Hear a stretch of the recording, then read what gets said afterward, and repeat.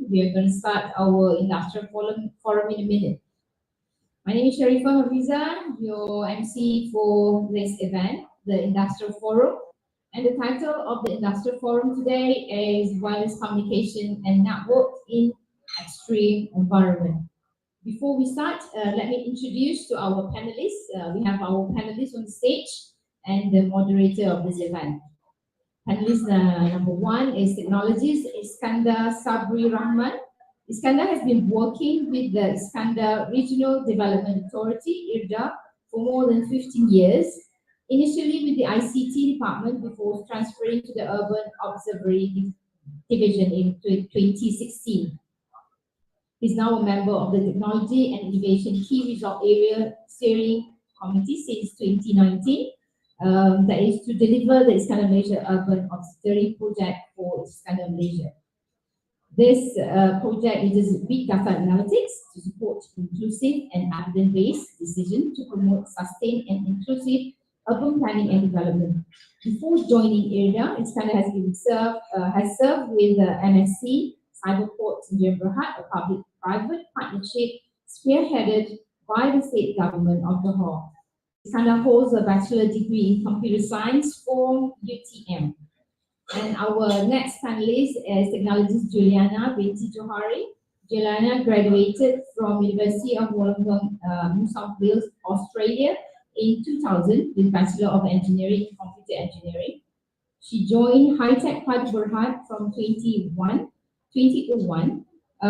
as network engineer and now as a business director managing security. Her service, she is a service and senior operation manager. She leads and manages local area network and security department known as Secure X in area of business. It is a growing and service pillar for Heitech that offers a solution to the customer.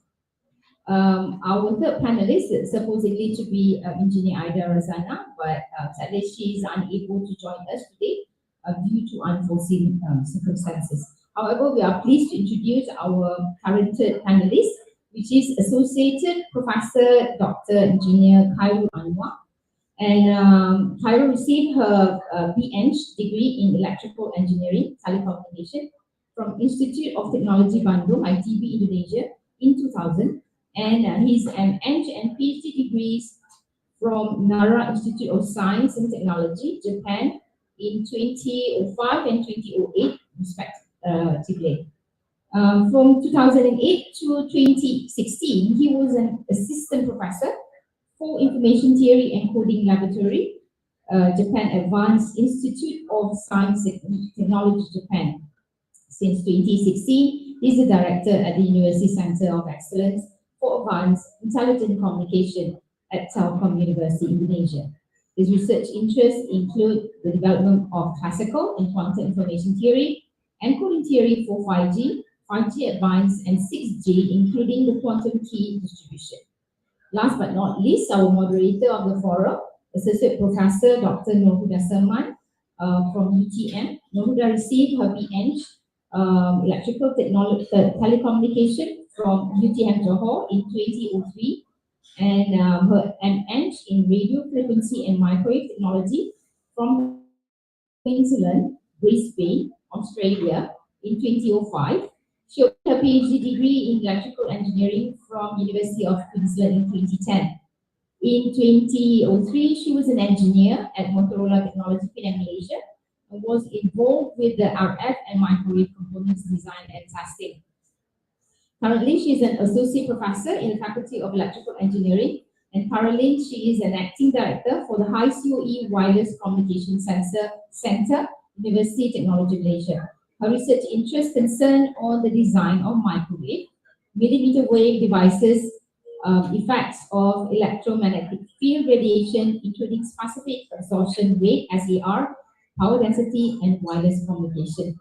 Without further ado, I pass the event to the moderator of the Industrial Forum, Associate Professor Dr. Norhudah Seman.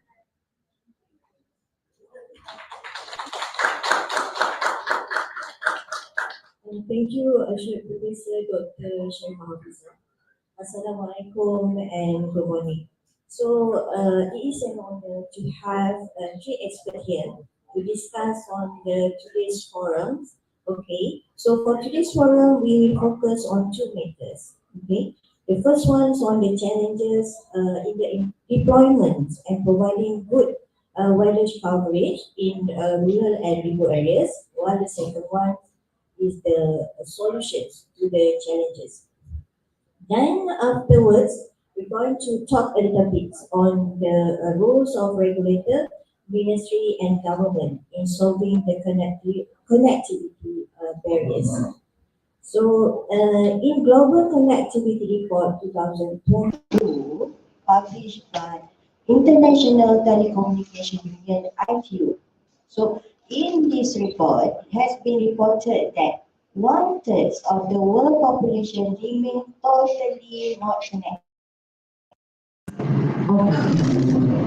Okay, and many among the connected online populations are not meaningfully connected due to several reasons. Okay, the reasons are the connectivity unreliable, costly, or because they are lack in digital skill needed to get the most out of the devices and the services.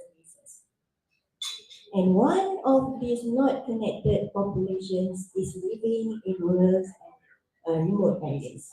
Okay, so okay, so we go first for the challenges. Okay, what are the challenges in deploying a good network and coverage in rural areas and remote areas that do not have good access connection for voice and internet service?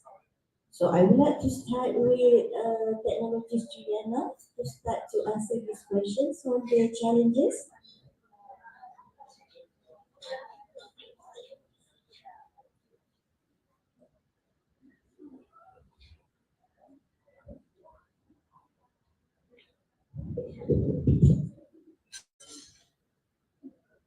Assalamualaikum and a very good morning to Monitor Doctor and the rest of the panelists. Okay, I think I start off with straight away answering on these challenges on 4G to the rural area. As one of the industry where for Heitech, we are a managed network provider the 4G or 5G networks, but we're the provider that uses this technology. So in our belief is because of the technology feasibility.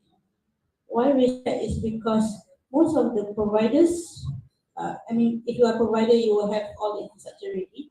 You have all the base station, you have the last mile to the regions, to the locations, and you have the bandwidth. But the difference is that if you are in urban area and the rural area, I would say is double or triple the sizing capacity. And when you look into Malaysia, we are a geographically diverse in our areas and our population.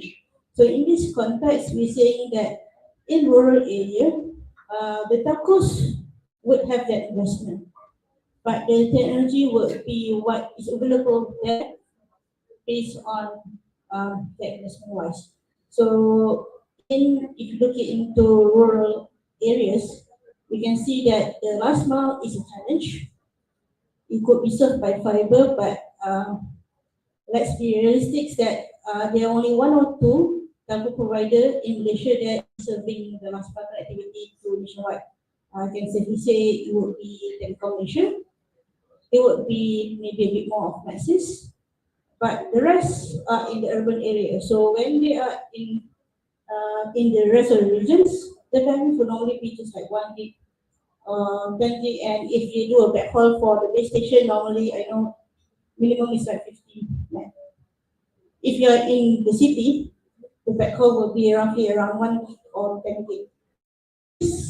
Technology feasibility when it comes to rural area is one of the factors why you're not going to get the nice or the quality 4G to serve the users in the rural area. So that's one of the challenges that we see. Then when it comes to that quality of service is not there, that leads to the usage wise. So in terms of coverage wise, you get the bandwidth, but you can't really serve as what you want to do. So we talk about voice. If you talk about serving the backhaul in Sabah Sarawak in East Malaysia, where there's not fiber, you have to use reset. Latency is another issue. So 500 milliseconds of a wireless reset latency versus 1 millisecond or 2 milliseconds for fiber makes a vast difference in the performance for the 4G users. So I believe one of the challenges is the technical feasibility of all this infrastructure and in the terms of deploying it. Actual fact. I think I will save the rest of the challenges to my colleague here.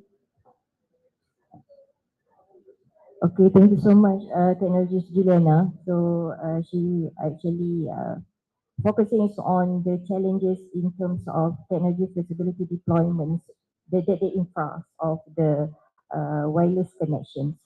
Okay, can we move to Mr. Iskandar? Okay, probably Mr. Iskandar can add more on the challenges. Okay. Okay, thank you. Assalamualaikum warahmatullahi wabarakatuh. Morning, everyone, or good afternoon to those watching from the stream, if there's any. Allow me to introduce myself. I'm Iskandar. I'm working for the Iskandar Regional Development Authority.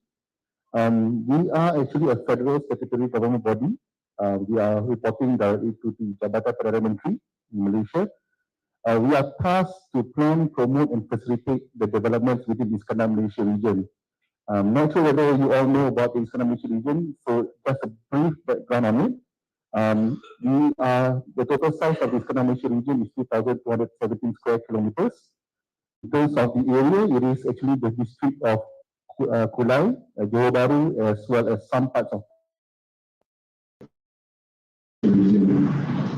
In terms of the rural areas itself, so we have actually quite a number of pockets within the Iskandar Malaysia region. So we also have brief discussions with the rural people itself. So we do have some knowledge of what is happening on the ground. So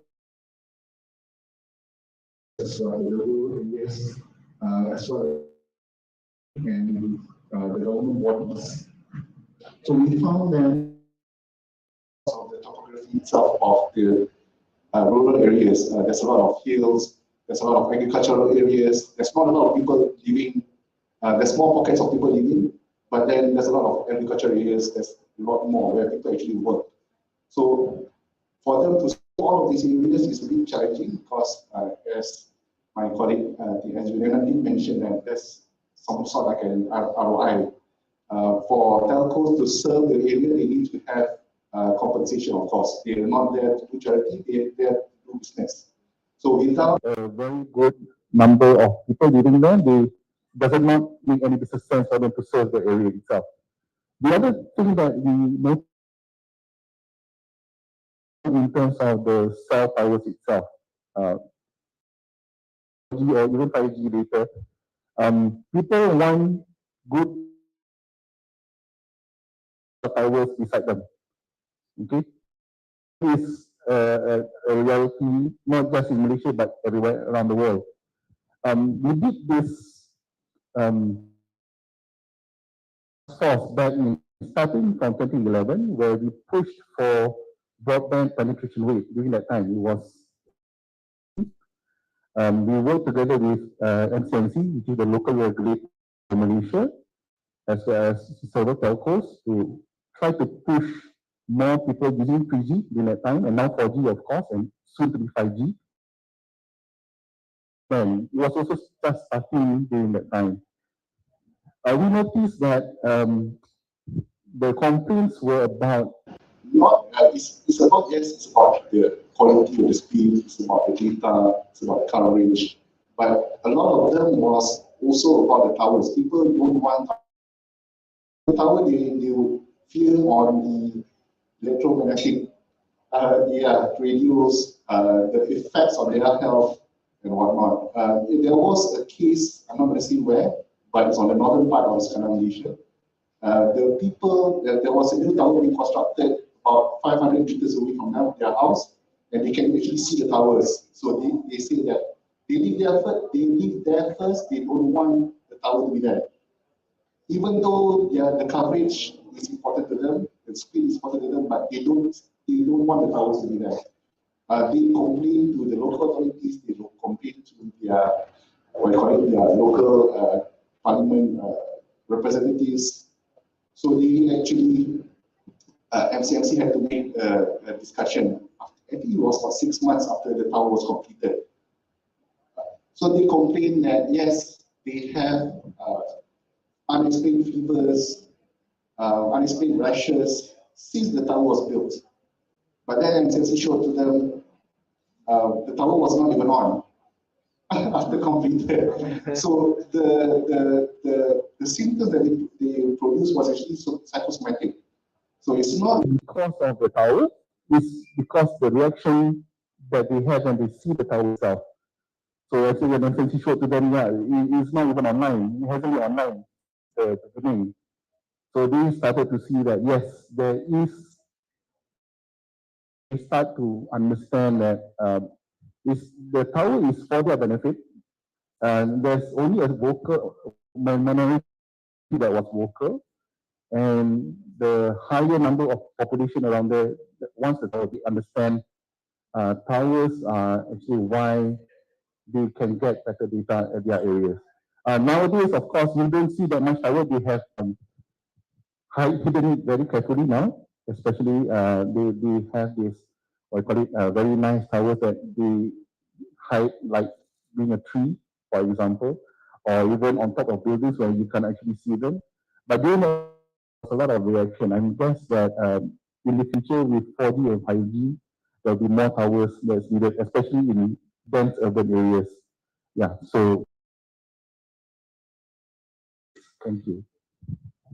Thank you, Mr. Iskandar. So we heard about the topography challenge, and also definitely for telcos, they want to get back whatever they invest, okay? And in terms of power, definitely there's also in deployments 5G, okay? We see a lot of complaints, but I think that with well education, probably our public understands why they need the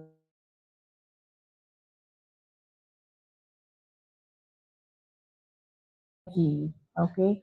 So I think that there will be okay for them, but the education's needed, okay?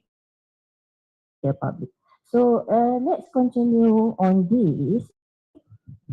So we heard something like probably from the perspective of Malaysia. So can Dr. Khairul Anwar share a little bit, okay, more on the challenges? Probably you can actually share a little bit from the Indonesia perspective. Thank you. Okay, Bismillahirrahmanirrahim. Assalamualaikum warahmatullahi wabarakatuh. Good morning, everybody. So I do hope that even though you are very busy with your, you still can hear us. So we are very, thank you very much for your attention. And also Dr. Norhudah, thank you for the invitation for this panel session. So actually, everybody, I would like to share about our experience in Indonesia. But two of them, I think, what Dr. Juliana and Dr. Iskandar has explained. So the first, it is about the lack of. Okay, so the first MNO, mobile network operators, they think that this is not their business, or this is not their obligation, not their job. Is the government obligations. So they when they want to expand to the rural areas or remote areas, so they think carefully the return of investment or ROI, and also the business prospect in that area, and then after that they will do that. So the reason of this is that once the government said that maybe this is also your obligation, and then I think they will build the base station there, or Unit B or Unit B there, at the business aspect. I think Malaysia is also doing that, and Indonesia is really doing that. So we define into some zones. So we divide into zone 1, zone 2, zone 3, and zone 4. And then we give the obligation to the operators that this is your, the obligation for you is to develop such, for example, 20% in rural areas, and for another operator, 50%, for example. And the government evaluate. But the problem currently is that the effort to evaluate is also difficult. And then the second, yeah, and I think the expensive, yeah, either for government and also for MNO. But when I made presentation and with the Ministry of the Communication and Informatics of Indonesia, or MCI in Indonesia, they have already a very good plan for the development of the rural area. So actually what we are trying to do is monitor whether the MNO is really doing to fulfill the obligation of some person of the rural area of Indonesia. So I think that I have answered the point one of the challenge of the 4G communication in rural and remote area. Thank you, Dr. Norhudah. Okay, thank you so much, Dr. Khairul. So, Dr. Khairul has actually shared how the implementation deployments in Indonesia. Okay, so Williams Institute definitely is a little bit similar, I think. So, but in terms of deployment, probably it based on the country, how actually it's given to the telcos or given to the network provider. Okay, so that's a little bit different. Okay, in terms of the deployment. Okay, thank you so much on the challenges. So let's go to the solutions. Okay, we have actually discussed on the challenges. So definitely to deploy in the rural and remote area, there's a lot of challenges. Okay, and if I think that both government and also the telecommunication companies, the telcos need to get back whatever they invest. Okay, but there also the obligations, the responsibility to provide good connectivity to all of the public, no matter where they are. Okay, so how are we going to solve these challenges? Okay, so I should ask your recommendations to these challenges so that everyone, okay, whether it's in Malaysia or Indonesia, able to enjoy meaningful, satisfying, and affordable connectivity.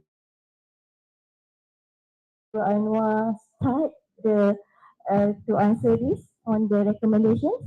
Yes, thank you very much, Dr. Nurul, the invitation for sharing about the solution. Uh, I have think a lot about the 5 solutions. So 1, 2, 3, 4, 5. So yeah, according to my experience in Japan and also in Indonesia. So the first, I think we should identify and make the priority. Yeah, which rural area should be developed first, and which area should be. It's not a matter of this is justice or not, but the urgency. Yeah. And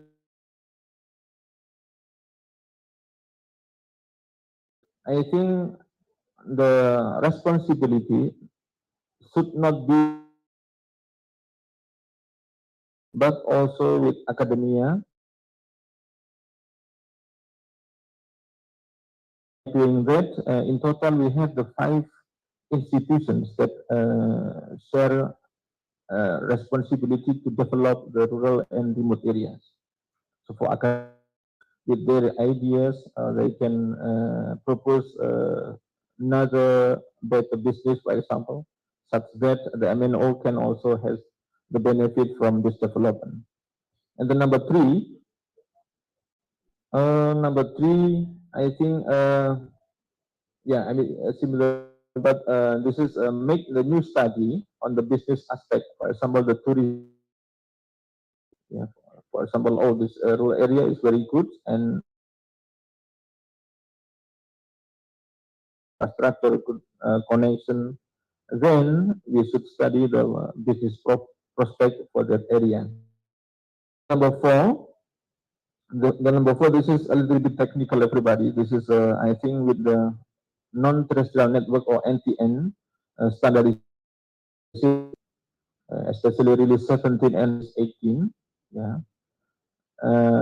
Where the satellite will be the backbone between the ground-based station. I think this will be a good solution for the future.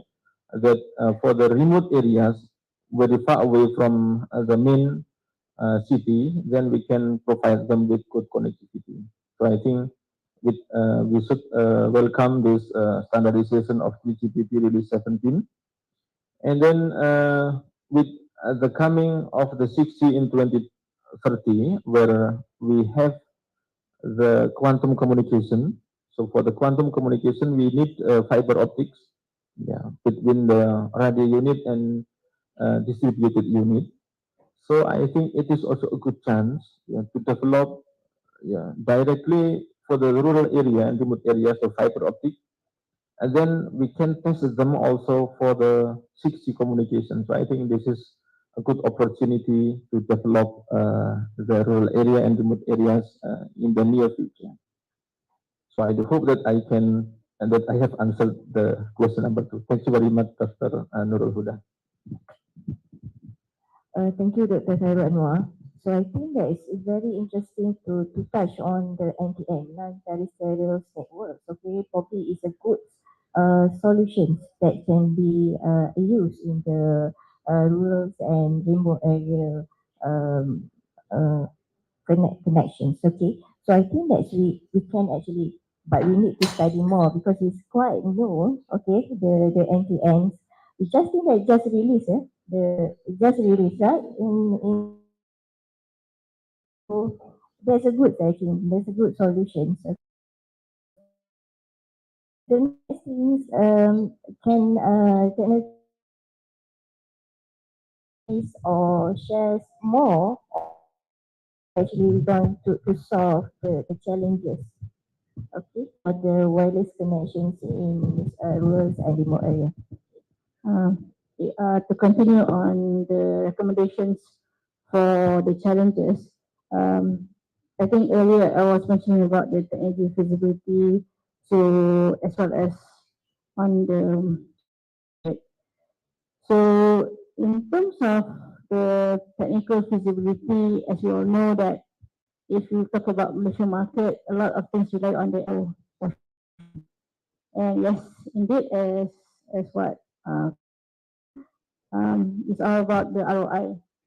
So in this context, when we look into previously 2G, 3G, as each MNOs with their own platform, then their own topology and their own coverage. With what I think MCMC has done under Jendela is to get everybody under the same initiative, which is to spearhead and get the 4G coverage to which I think now is from 2020 to now, and they have successfully reached 96% of coverage, including rural area. So what they did is, one is having standardizations of talking to all these state governments and all these areas, what you call this, all the councils, local councils, so that all the towers to be erected, it could be shared. It's no longer one tower for Celcom, one tower for Maxis or but it's a shared tower that all these, O's can put their own base station and share the whole thing. So that one is one initiative that is to spread the coverage across. And I think as what Prof. Khairul was saying, that in Indonesia you split into multiple zones. So I think the same thing is done here, but perhaps not where their coverage is strong, so then they extend it in that manner. So when it comes to that, it's also infrastructure, and also sharing and making the standard fixed rates of high rental. So I think that is one of the initiatives that MCSC is doing under the law, which is they try to standardize all the rental rates so that we can bring down the cost of the investment, and also then translate that it will be an affordable cost to the user, to the rural user. Because we have to bear in mind that the spending capacity for people in the urban area is much different than the rural area. So when it comes into that context, is how minimal that the provider is able to offer that these rural users can get on board to 4G. Now with all this latest technology, yes, everybody almost can buy 4G phones, correct? But not everybody can pay Anang Telco. If you it's like 98 ringgit per month for a 4G connect, 50 gigs of traffic. But people like you mobile or probably DG would have done probably a better job in spreading it out. By having, I've seen one offer yesterday, it was like $58 to start off. I'm not sure how it is because I'm not using mobile, so I don't know where is the coverage. But I think for now, probably that 5G is going to spin off back to 4G at different areas because, let's face it, 96% of coverage for 4G. I had a talk with some of the telcos. Percent of usage is in the urban area, and for now, in rural area, it's still around 4G. The recommendation now is for us to say that let's get more rural areas to use 4G so that the investment makes sense for the telco to put in all that they do. We are also looking into creations of projects, high value initiatives like smart farming, agricultural projects. I think just now I was also on the academic and education because then if you have the rural schools to be involved in projects that uses all these mobile connectivities, then so if the demand rises, the investment is going to come, and with that investment, probably with when we say that it's everything on shared infrastructure, we can bring down the cost. So having an extension of all the coverage into 100%, but if your research is just 40%, you defeat the purpose of digitalize. It's just more like you get rural people, and a few I've seen certain reports. Malaysia is one of the top of social media users. But is that the only, what you call it, is that the only thing that we use data usage? It should not be like this. So as government moves towards my digital and want to digitalize things and you move to IR0, so certain projects needs to be done, especially at the rural area, to push and become a catalyst factor to get the demand to be increased. So then you got all the people willing to invest. That's on. Thank you, Teknologi Juliana. So we heard about the shared infrastructure. So with the a lot of initiative from the government's My Digital Jendela, okay, and now we have towards 5G. So in terms of deployments 5G, so the idea of shared infrastructures that we actually been by this, okay, infra would be available, okay, first soon. Okay. So that's very good input from Technology Juliana, and also on the demand creations. Okay. So that's also actually can actually motivate for the MNOs, the telcos to invest more on the rural area. Okay, so Mr. Iskandar, I think that you also have a lot of things to share in terms of the solution to the challenges. Okay, so. Thank you. So the first solution actually is being done already in Malaysia. Malaysian government is, especially through MCMC, already using this Universal Service Provider Fund.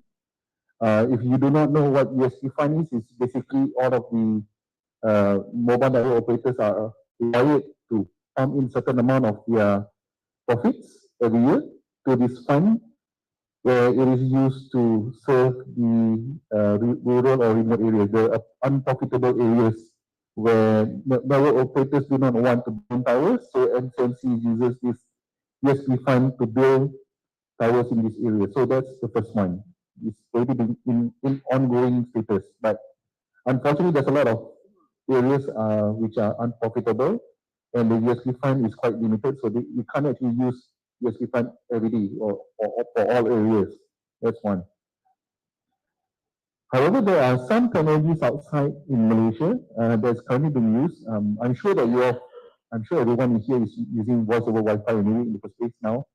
Voice over Wi-Fi, unfortunately, is not all phones are actually compatible with it. But there is a technology called femtocell or picocell or microcell that is currently being used by other countries. So basically this picocell or femtocell is a small base station that connects with the network operator, uses your own internet coverage, your own unified, so to speak, or streamlets or time or maxi broadband. So you use your own internet as your own base station. It's a small, it's like a router basically. So if you get, for example, if Celcom or Maxis offers it, so you get this picocell from them, put it in your house, you can actually,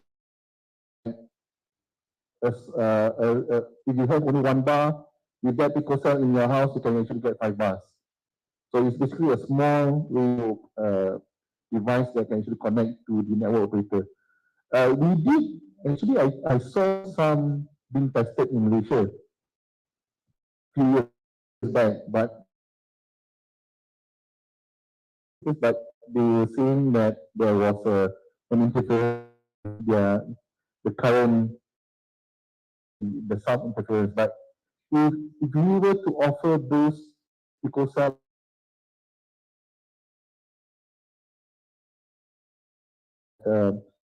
stop that basis, okay? So if those that requires coverage in their house,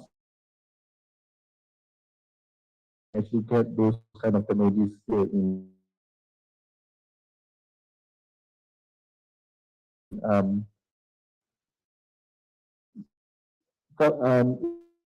in Malaysia itself, for example, for public transport, especially you also need to bundle in them.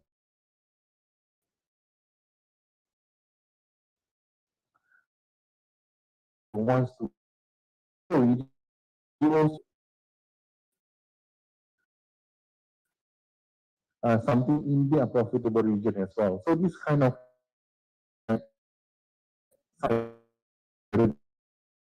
mentioned earlier as well. Thank you.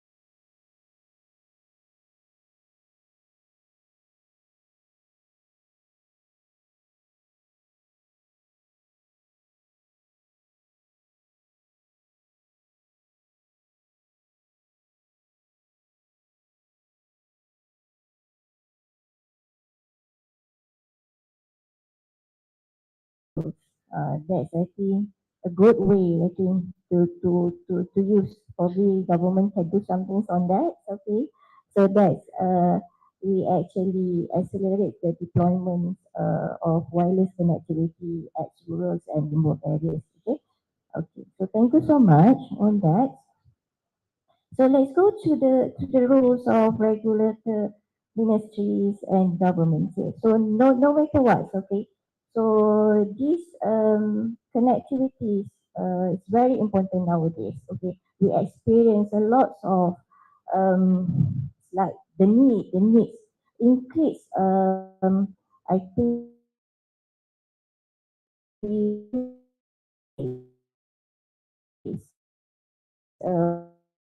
uh, a few years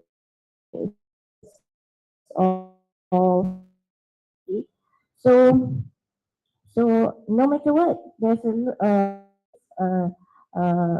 certain by the regulator, the ministry, the government in solving the connectivity barriers. Okay, so so let's discuss. Okay, so actually there's a ways to provide a good network and coverage with affordable connectivity, which actually can be realized. Okay, so in your opinion, can touch on the ministry or even the government in realize this, okay, to reduce the connectivity barriers at the rural and remote areas. Okay, Mr. Iskandar, can you start first? Sorry. Okay, thank you.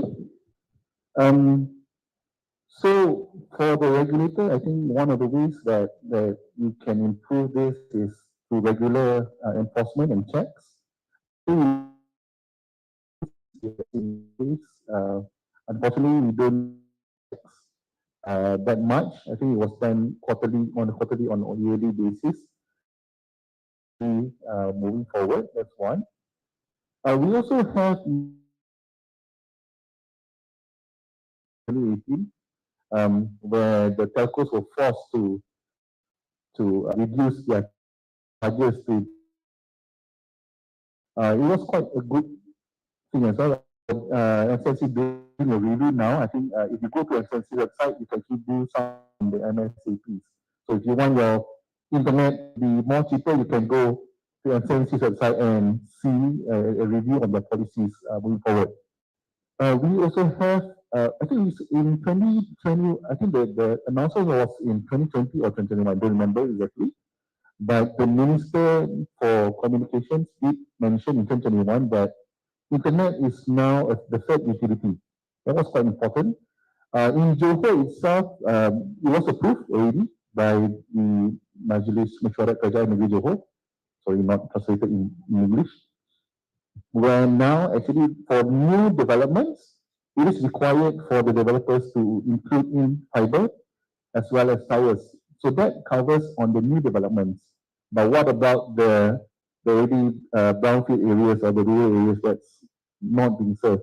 So we have now solved the issues for the urban, but for the rural, actually one of the ways is through the National Fiberization Connectivity Plan, NFCP, where all of the telcos need to convert copper to fiber. This is quite important because, of course, 4G and 5G you require fiber as the backhaul, okay? Not using satellite or using microwave. You need fiber. So through NFCP, actually PM has announced that by 2025, by 2025, which is just 3 years from now, they will actually convert every single copper last mile to using fiber. That's their claim, not my claim. Their claim is by 2025, all of the streamings will be changed from copper to fiber. So we will have a proliferation of fiber everywhere in Malaysia. So that will actually assist in rural areas.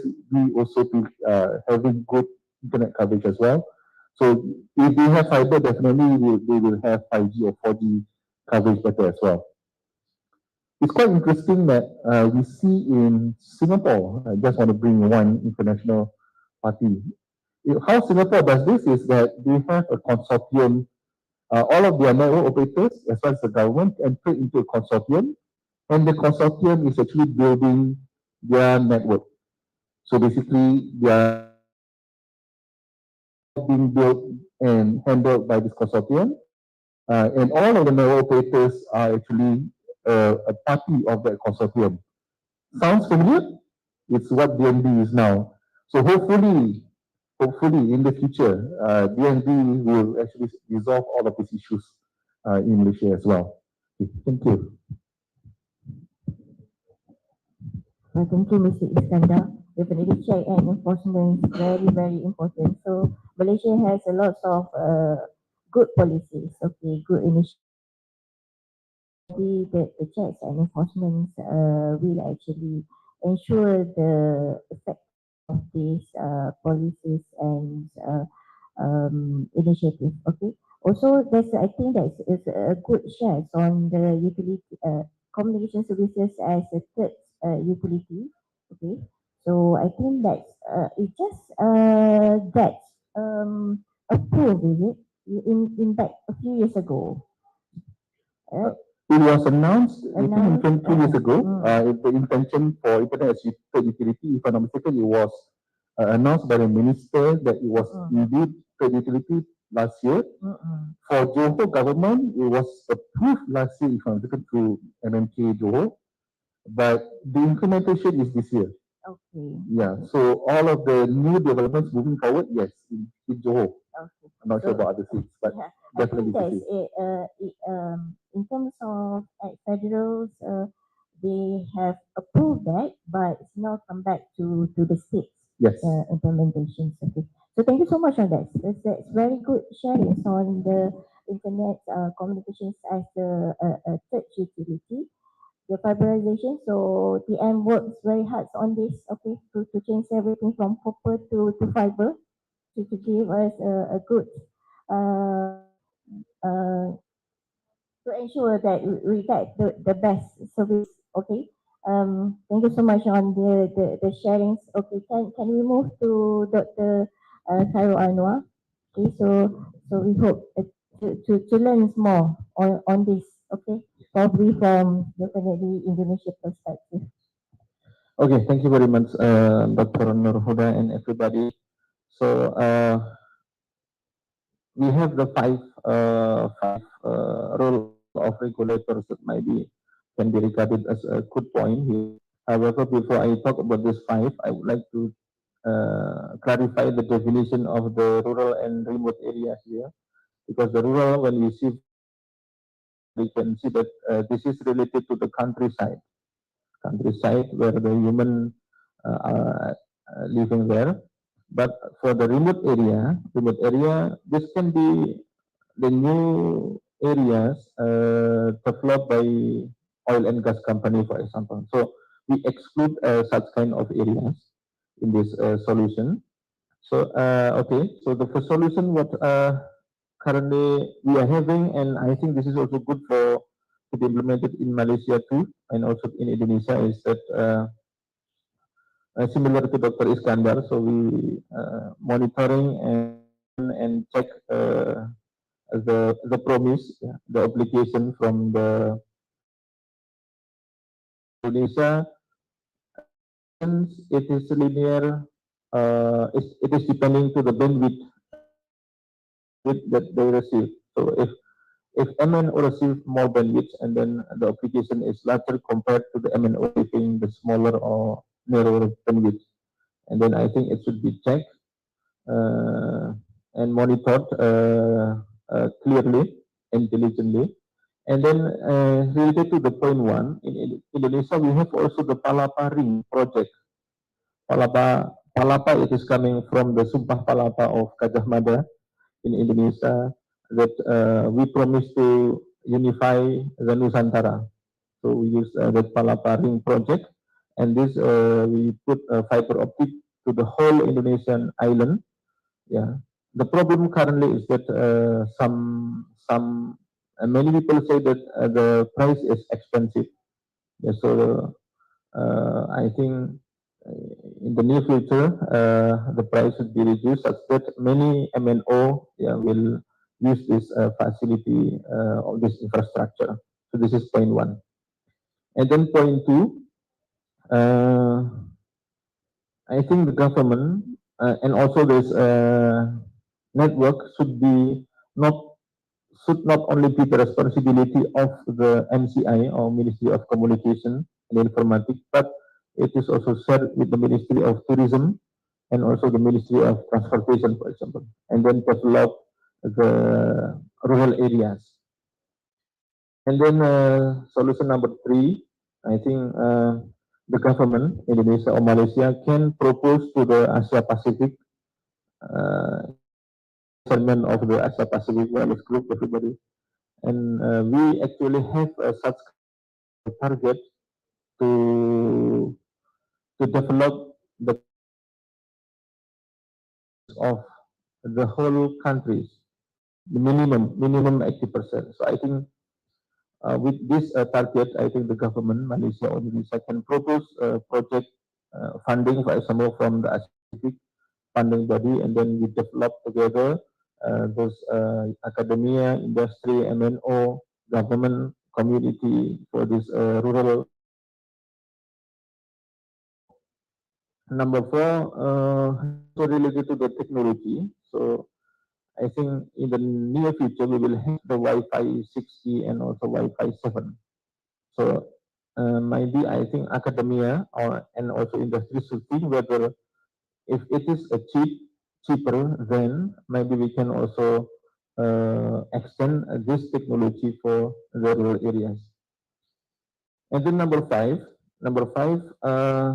this is also our experience in Indonesia. So the Ministry of Higher Education provided us the funding body to develop the base station for the rural area. We call this is base station Karya Anak Bangsa.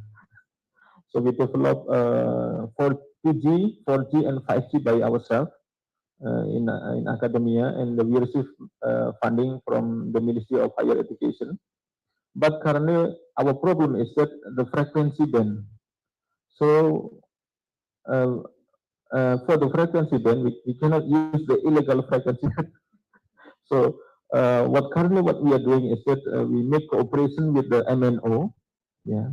But the MNO also think that all equipment should be certified. So if you come back again to the regulation, yeah. So we are lucky in Indonesia, Telkom University, the Telkom Indonesia and also Telkomsel. So because we are in one group, so we are close. It's also when we are making experiment, we just make collaboration with them. For us, it is fine. Alhamdulillah, for us it is fine.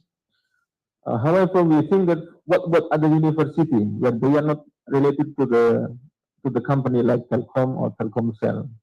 So I think they will have the problem for the frequency band because we cannot share the frequency, but we can use the under cooperation. So I think from the viewpoint of regulation, I think it is also better to see in the Malaysia or in Indonesia whether the industry or academia can make the product by ourselves, and by law this is also legal. Yes. Okay, so that's I think for my five solutions related to the role of the regulator. Thank you. Thank you, Dr. Zaru Anwar. So definitely we need a good collaboration between the researchers, universities, industries, MNOs.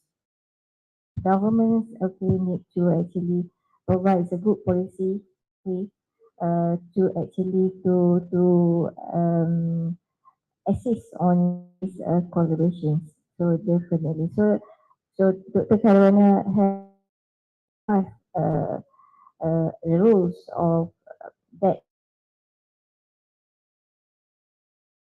so in Malaysia, and some actually is quite similar. Okay, so in terms of organizations, we have some talks with the telecoms, even though when we start to deploy the fiber, the core fiber need less maintenance. So the cost probably will be reduced in a few years. Okay, so we hope we can see that. That's the things shared by Malaysia. Okay, so now let's go to technologies Juliana on the roles of regulator, ministries, and governments in solving these connectivity barriers. Okay, over to you. Okay, all right, thank you, Aida. Okay, I think in terms of regulatory for Malaysia, we have an act. I think that is the act is, however, as what my two other colleagues are saying, is about the enforcement, the check and balance. Because when we talk about extending the coverage, you also need to ensure that it is there, the speed is there, the quality of the speed and the latency is there. Because when we move further in the future, you have a lot of things that you write on this wireless communications. And whatever right now we do, we talk about quantum engineering, we talk about all these things, is how fast you have access to Rasa and the quality. If you do voice conferencing, response and latency will be different than you do gaming. So the check and balance has to be there in terms of enforcement of the quality, enforcement of the coverage, and I think in terms of the act, commission is there. In terms of the ministry and government, yes, as for now, we see that it is under STMM. But if truth be told, when you say that internet is the third utility, then I think it should also be the responsibility of the, we call this the local government and the housing development. So it's something to say that I think it's good that Johor has already said and recognized the state that it is going to be a utility, but in my own experience, we are actually now doing a project where we are going to do a LAN connection. It's going to be Wi-Fi 6 with a lot of security and authentication already with Wi-Fi 6. That's the benefit of it.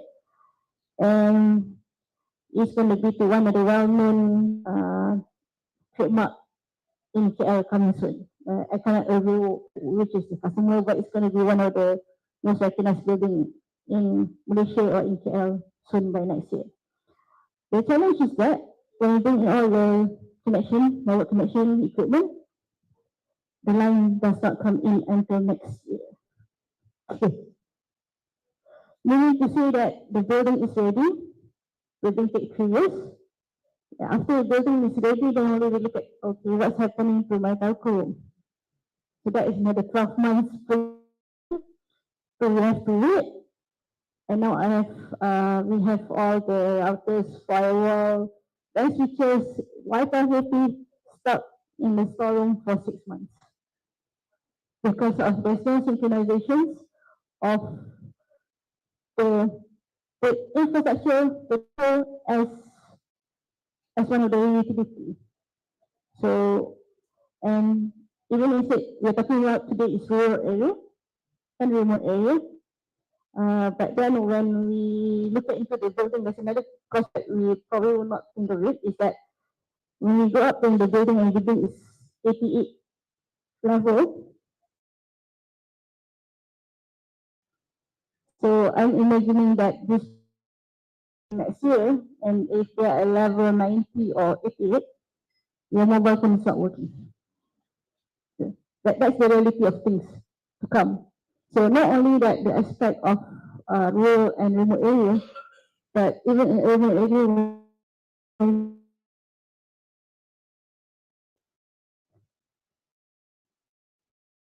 you have to look into different things. You have to look into how you enable that 4G upload to the Wi-Fi.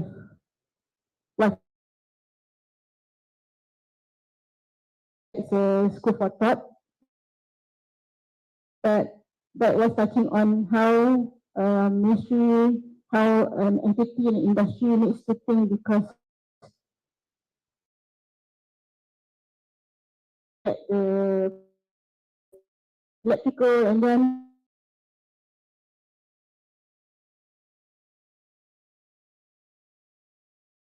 it will follow suit.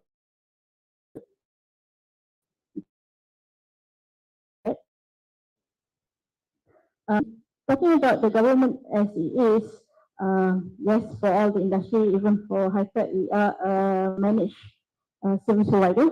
We don't build up towers, but so UST fund is very familiar to us. Revenue more than 2 billion, you have to pay 6% of your revenue.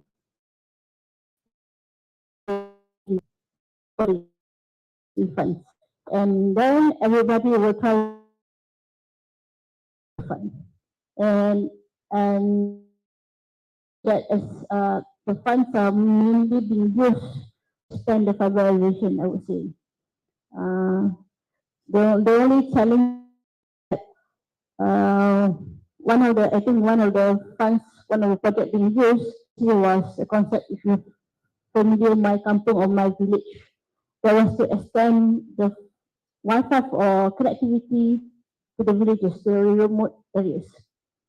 But what was missing then was the content. You wire up the internet, or you do the Wi-Fi to the villages, then what? You just leave it at the hall, the palaraya, but there's nobody there is really surfing the thing. So it was like a white elephant project. But there was taking from that initiative, taking from that, this is whereby I think now MCMC has moved further. And when they deployed now on the USP fund and making use of it, it was better usage with the privatization, 1,600 more towers to be erected. And also, with, I think, if you download and you do your speed test now, it's around 52 megabytes per second. The aim in 2025 was to be able to do 100 meg. So it is something that the government has put an interest and put an effort to it. And I think that is something that we're using. And if I'm not mistaken now, I think everybody knows that all the MNOs have shut down their 3G services. Because we serve financial institutions and banks that 3G is sufficient for them for us to enable the for that you don't need 4G. But because we want to serve 4G, one of the coverage, so when they shut down 3G, we have to move the customer into 4G activity. So I think what Malaysia is doing is follow suit with some other Europe where shutting down the 3G will enable a free space of the 3G spectrum that then can be recycled into 4G or even 5G. So that is something that I believe we are in the right track, because I think I was spoken to Dr. Huda here, is was the 5G that we're doing now is around 3.5 gigs. So you still have the 700 and then 100 megahertz to play around if you go further, so that there is more room for the for missions. We go. I'm not sure when 6G comes down, then there'll be more to do. So I think that's the way I see is that for the government and if you they have to be more inclusivity in terms of not only the telecommunication SKMM and also MCMC, but for the rest that have their interest in the rest of the stakeholders here. So when it is also coming to whether for the government itself, whether it is more of making the revenue in terms of spectrum, or is it based on pushing back that value to the public? So I think if the direction is towards hitting the national agenda of innovation to the end user. So I think that's like. Thank you so much. panels actually agrees on the importance of check and balance. Okay, so definitely initiative, a good policy. So and also Indonesia. So the checks and balance really needs to ensure that the effectiveness policies and initiative. Okay. Yeah. So the things with the okay. So that's what means agenda from government to actually to accelerate to the MB actually has actually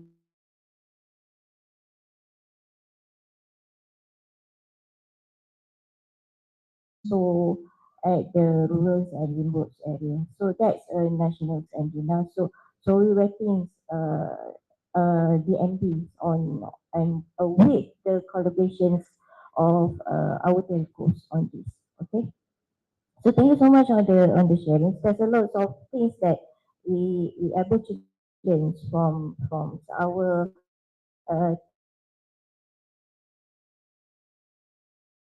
and we open for the question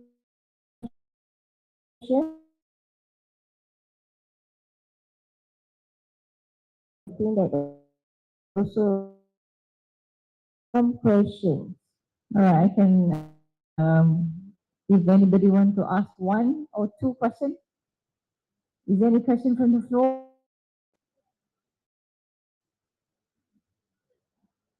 No question from the floor? No question from the floor?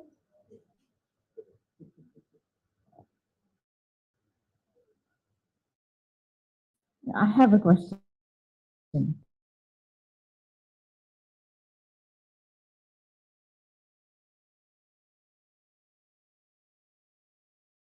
Used before and it ended because there was disruption. If we to introduce it again, one, how do we, I don't know, how do we ensure that it would not disrupt the other base station, one, and how would it be possible to be implemented in, usually the picocell and femtocells are good when Engineer Juliana was mentioning about the vertical. Not just the rural area, it's also needed in the urban area. So how could it overcome the challenges that you were mentioning? Thank you. So for the picocell and femtocell, I'm not sure the technical details why it was interfering. That was actually told by to me by the regulators and also the telcos.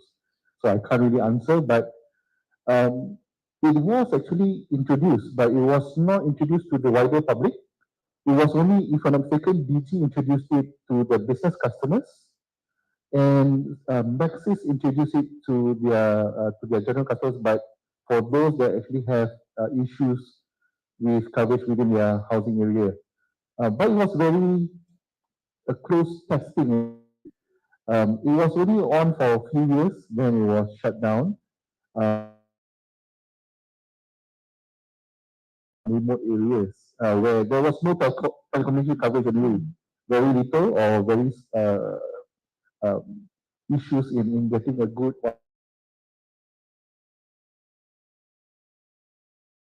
LTE.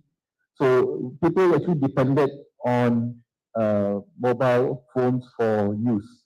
I mean, nowadays people don't have landlines anymore. Let's be clear about it, right? Nobody uses phone lines like last time. So people actually depend on mobile phones, and now it's 4G, of course. So for the femtocell and picocell, actually, I was told that it's not about DG interfering with DG, for example. It was actually DG femtocell interfering with Maxis or Celcom. It was interfering with other telcos coverage. That was informed to me. So for DG and DG, if they have that femtocell in their area, DG users will have good coverage. But those that's using Maxis and Celcom, yeah, they will have issues in getting their network. So it was either 5 bars for them, but then they call it and get disconnected. So there was an interference. Technical details, I'm so sorry, I can't really answer that. But in terms of that vertical coverage, actually with that what we call internet as the third utility, that we actually solve it because we can move in without internet being provided. Be issued until they have water, power, and telecommunication, fiber as well as mobile phone. But that one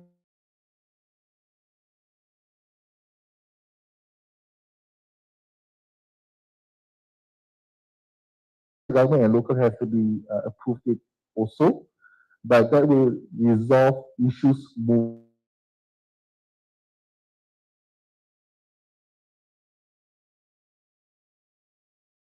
And yes, it will be resolving. But yes, pico cell and femto cell will definitely resolve it.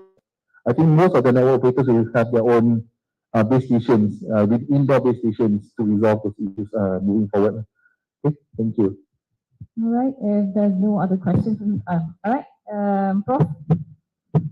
Iskandar, you on the mic?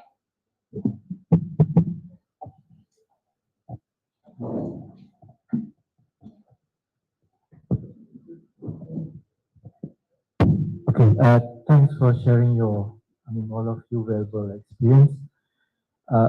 We are aware that this 4G or even 5G is very sophisticated in a sense, translated into monetary value is very expensive. While at the same time, we are aware that mobile network operator rely on this ARPU or this metric that decide certain number of population, then only we can install the towers. So obviously, there's two mismatch between the financial sense and also the needs of this rural population. But moving forward, it's open to all of you. What do you think? We still have to rely on current wireless technology, or we still need to push towards this more advanced or sophisticated 4G and beyond? That's all.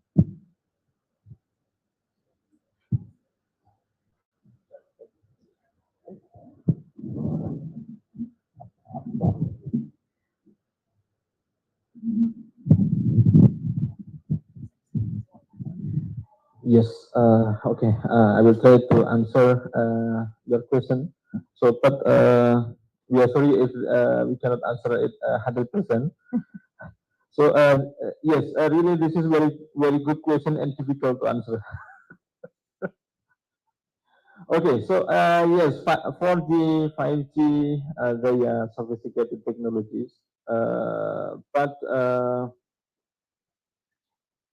we can see from two viewpoints. So the first, when we see from the international or the internet, where we can communicate to the people, to the whole world, then I think we still use we should use the 5G, 4G, and the current international standard technology.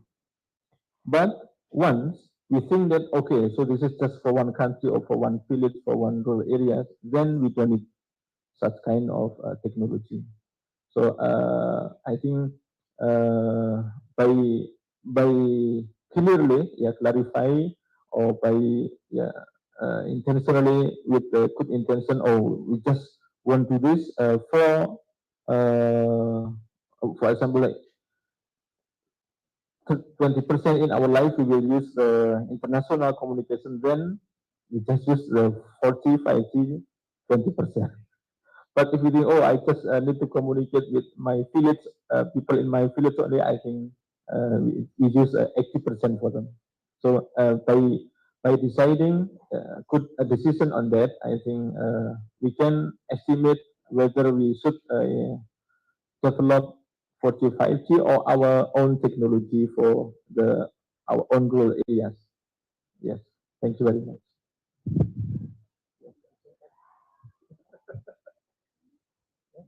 All right, Dr. Huda, I pass it to you to close. Okay, so thank you so much. I think that discussions that covers both on the challenges and the solutions, also the roles of our regulators, ministries, and governments. Okay, in solving these challenges. So we come to end. So now I would like to invite each of the panel to actually share final thoughts to summarize to the forum. So we can start with Panelist Juliana. Okay. Thank you, Dr. Huda. And I think this quite quite a good session for everybody. So what I want to just share today is that when you talk about the 4G rural connectivity, and maybe not 1 year down the road we'll be sitting here talking about 5G as well. Then maybe 60 onwards. So the concept is that the technology is always evolving, and the key area is on wireless communications. So basically, what drives the need for all this technology? What is it? What's the use case? The use case will be the one that is going to decide later how the growth and the directions of that technology. And in this case, it's 4G.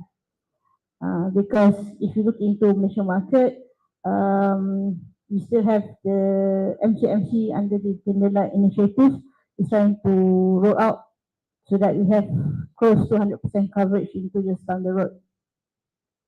Whether the RI during that time within 2025 is can be recovered, I'm not sure that that is within under the MNOs and the MCMC part.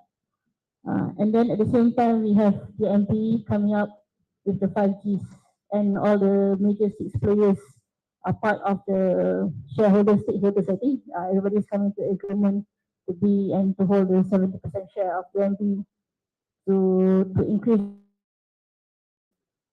and that would be. But next, you're already talking about. I think in the south you're already talking about 60. So technology is always evolving to me. So it's important to understand that with all the expansion, all the technology is what is given need, what is given the market needs and the industry. So if there are cases, I mean, if there are good solid cases, the technology, definitely it will be spinning off, and that technology will be successful in its implementation. So I would foresee that for Malaysian to grow the connectivity, to grow the 5G, be it 4G, 5G, or even 6G in the future, is how adaptability and how the nations are moving forward in their digitalizations of the nations. Because each of the use case will be driving all this connectivity. That's my point of view. Because I'm a managed service provider.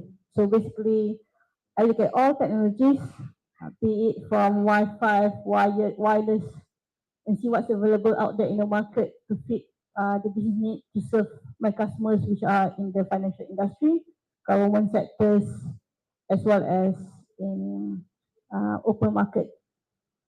So in the context of, let's say right now, just to share, if you go to Penang, we are managing the Penang Smart Parking.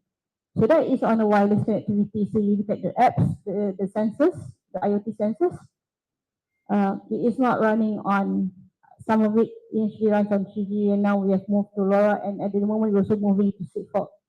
So there's match of technology there for us in order to achieve what you want to achieve. That's one case.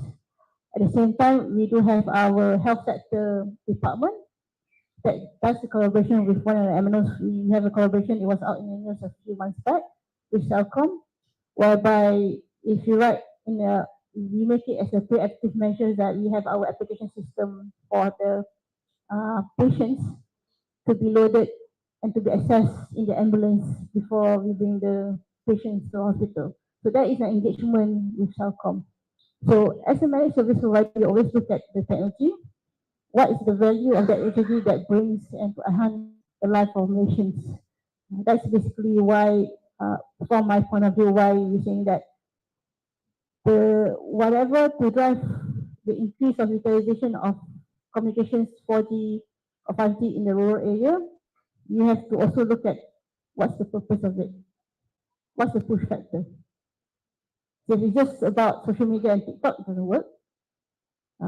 But it's more of what it brings and how you elevate the value of the people living there. So I think that's more of what's the national interest. That's a bit holistic view, but that is something that is to ensure the successfulness of the implementation. So that's the way I see it. Thank you so much, Teknologi Juliana. So she's actually wrap up on the drive. What's driving the needs? I think that we will see a lot of the use cases coming up. The verticals, okay, the needs, the applications from that. Okay, so now we go to the Cairo Anwar. Okay, so actually we running out of time. Yes, yes. Okay, We thank you ask very much. to give shots, Yes. closing remarks. Yes, thank you very much, Dr. Norhudah. So, everybody, my closing statements are only two. So, the first, life is meaningless without the knowledge, research, science, and technology. And the second point is that our research, our science, and technology are just as the medium, are just the equipment for enjoying the life. Or we say it in Arabic in wasailul hayah. Wasailul hayah, wasail mean medium and hayah mean life. So we develop technology for as a medium of living. Then it should not be enjoyed by some part of the humankind. So should be all humankind should enjoy the life using that technology. So I think the development of rural and remote areas are important to all of us, and these are our responsibility. So thank you very much. Wassalamualaikum warahmatullahi wabarakatuh. Thank you. So, Mr. Iskandar, last Thank closing you. remarks. So I'd like to build upon what Juliana mentioned that earlier. Technology is always evolving. So there's going to be 5G coming soon, 6G coming out later, and 7G, 8G or not. There's always going to be resistance to change. That's been seen every time we have new technology. 2G to 3G, people still want to use 2G. Why do I need to go for 3G? When we have 4G, people are still resistant. Battery life is draining faster. Then 5G is going to be the same. I mean, battery life draining. That's not very little coverage compared to 4G and whatnot. So there's going to be there's always going to be resistance to change, but we need to move forward. I mean, the rural area, we need to bridge the digital divide. We should not only concentrate on urban areas, but rural areas need to have good coverage as well. And they need to have also have access to the latest technologies, not just the urban. Yes, we can prioritize the urban areas because there's more population there, but we should not forget those rural and remote areas. Definitely we cannot. And lastly, I think just to say that I think we have a lot of saying that 5G is about the fast internet speeds, 100 Mbps. I think Prof. Juliana did mention also what's the use case. I mean, why do we need those fast speeds anyway? I'm throwing a challenge to those researchers. I mean, you guys, what can we do with those speeds? What can we do with those low latencies? If it's just about YouTube and no buffering, I mean, we can do that with 3G or 4G. There's no need for 5G or 6G and moving onwards. So hopefully that you researchers will actually give us a better use case for this technology moving forward. So if there's new technology, there's always a reason why we need those fast speeds, lower latency, and better coverage. Thank you very much. So thank you so much on all the inputs. Okay, we have learned a lot throughout these forums. Okay, so definitely challenges actually opportunity. Okay, there's a challenge, there will be opportunity. So there's a lot of opportunity to the researcher. Okay, so definitely you can talk to the local authorities, you can talk to MCMC, you can talk to DMB. Okay, so there's a lot of opportunities in research. Okay, with the challenges. Okay, I think that I will close. So thank you so much for your attention. Thank you so much for the sharings. Okay, all the panels have give very good inputs. So we have learned a lot throughout these forums, and thank you so much for the audience that give full attention and also give good questions. Okay, so I think that's all. Assalamualaikum, and thank you so much. All right, thank you, Dr. Associate Professor Dr.